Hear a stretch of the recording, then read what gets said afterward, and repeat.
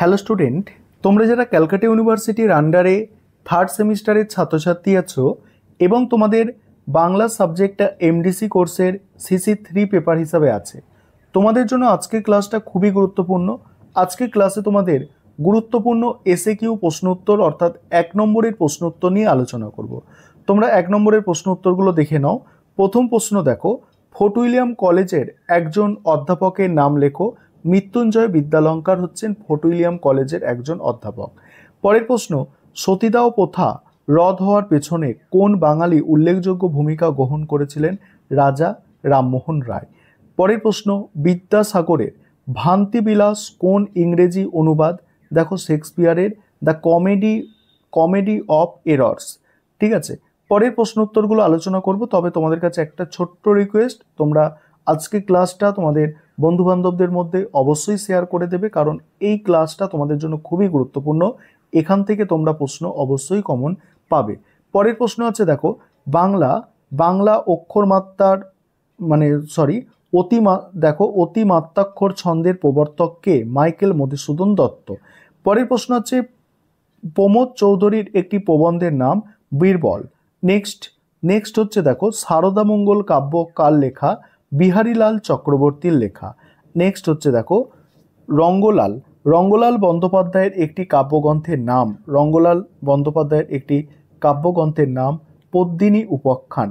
Next, Subhash মুখোপাধ্যায়ের প্রথম কাব্যগ্রন্থের নাম লেখো। পদাতিক। রবীন্দ্রনাথ ঠাকুরের একটি রাজনৈতিক উপন্যাসের নাম গোড়া, একটি রাজনৈতিক উপন্যাস। পরের প্রশ্ন,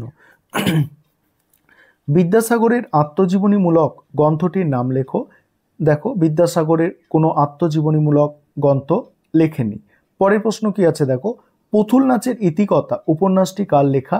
মানিক বন্দ্যোপাধ্যায়ের লেখা। নেক্সট আছে, দেখো, সাতটি তারার তিমির কাব্যগ্রন্থ কার লেখা?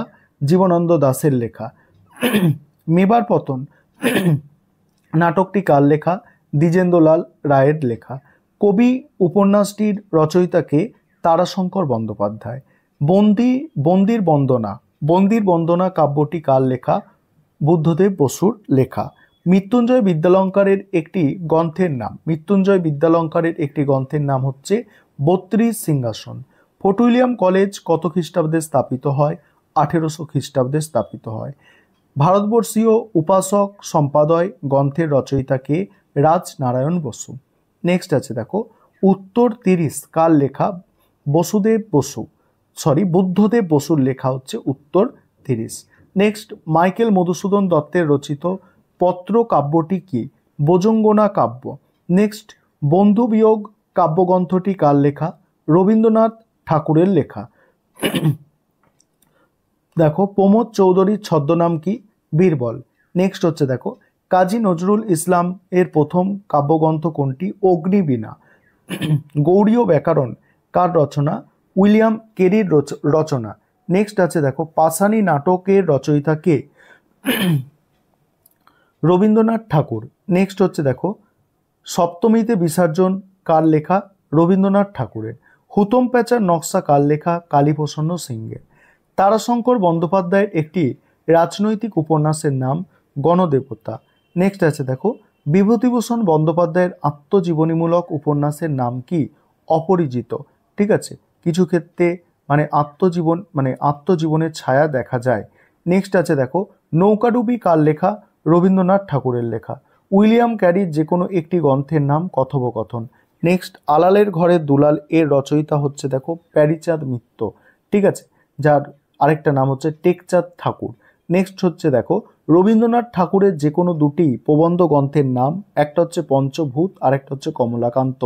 ঠিক আছে, কমলাকান্তের দপ্তর লিখবে এটা। ঠিক আছে, এটা কমলাকান্তই হবে, কমলাকান্তর। ঠিক আছে, কমলাকান্তর। পরের প্রশ্ন হচ্ছে, দেখো, বসুদেব বসুর একটি প্রবন্ধ গ্রন্থের নাম হচ্ছে সাহিত্য চর্চা। রঙ্গলাল বন্দ্যোপাধ্যায়ের একটি কাব্যগ্রন্থের নাম সুর তরঙ্গিনী।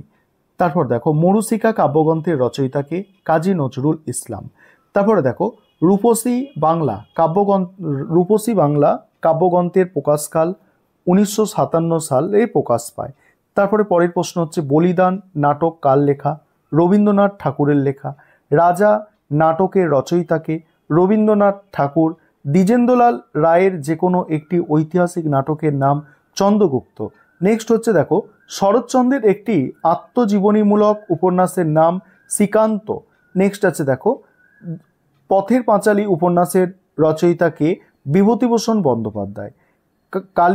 কালিন্দী উপন্যাস কার লেখা? কালিন্দী উপন্যাসের লেখক হচ্ছেন দেখো তারাশঙ্কর বন্দ্যোপাধ্যায়।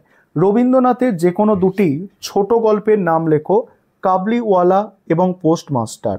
মানিক বন্দ্যোপাধ্যায়ের একটি গল্পগ্রন্থের নাম লেখো।